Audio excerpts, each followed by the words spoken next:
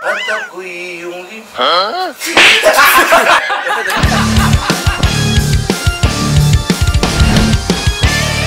Coffee lover o caffeinated human ka ba?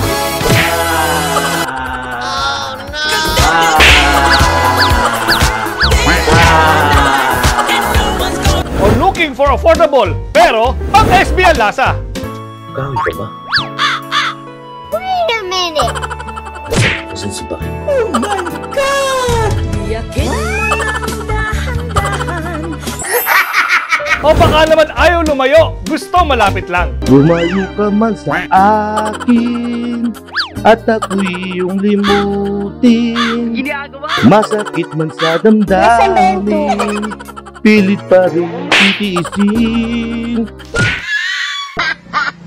Dito sa Maragondon, madaling puntahan at halos kapitbahay lang natin ang isang coffee shop. Dinarayo ng marami dahil sa kanilang relaxing alfresco place. Perfect na tambayan with friends, family, at syempre, ang iyong jowa. Mapa-hot or cold, freshly brewed coffee ang ihahain nila sa inyo. Tikman ang kanilang cafe americano, mocha, honeycomb toffee, tale of two chocolate, matcha espresso, at tea latte para sa mga matcha lovers. Mga signature na sandwiches, pasta, chicken dishes, at kung gutom ka na talaga, maaring pumili sa kanilang main course, served with rice and special dip or sauces.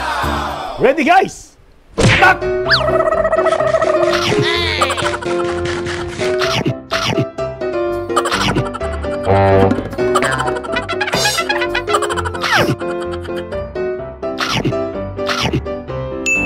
Minamanage at pinatatakbo ito ng magpipinsang Brian, Justin at Kurt Bruan. Tama po ang narinig nyo. Ipinangalan nila ang coffee shop sa kanilang apelyido at tinawag itong Brew One. Ang masasabi ko dito ay amazing! At kung nais nyong puntahan ang Brew One Coffee Shop, maaaring bisitahin ang kanilang FB page o puntahan sa Barangay Bocaldos, Maragondon, Cavite. Hoy, Toybats! Kape yan, hindi yan sabaw. Sorry, Dok.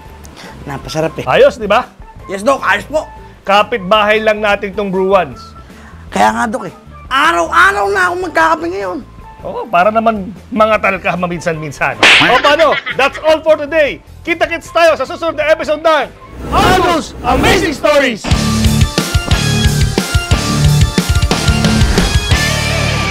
Atras!